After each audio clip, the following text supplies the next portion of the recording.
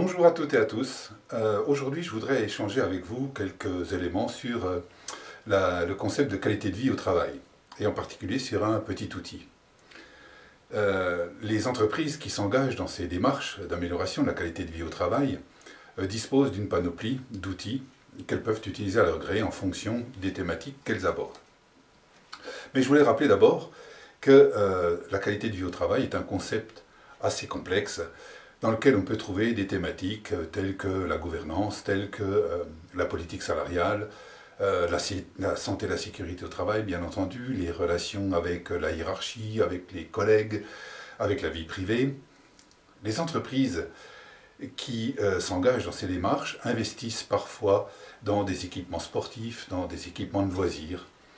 Elles demandent à leur hiérarchie intermédiaire de créer des ambiances conviviales de travail.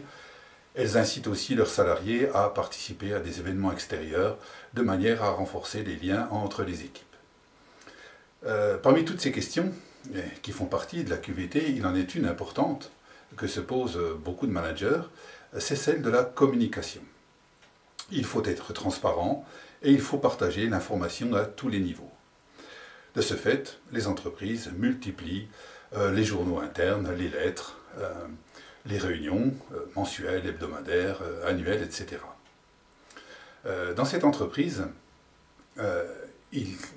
qui compte environ 250 salariés, la direction générale a adopté l'organisation de 2 réunions par an, 2 réunions semestrielles, qui rassemblent donc l'ensemble des salariés.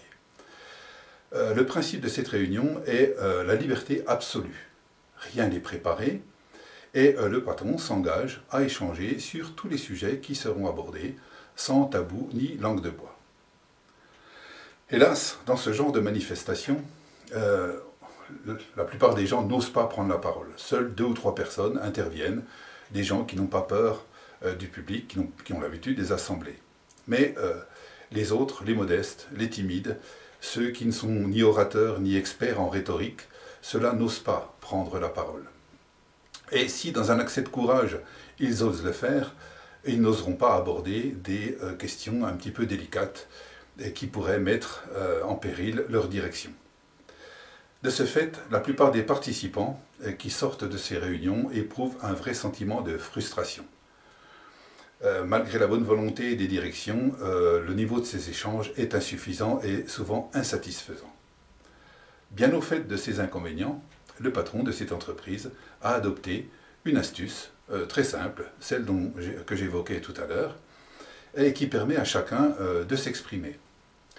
Les messages sont transmis à la direction via les téléphones portables sous forme de SMS qui s'affichent à l'écran.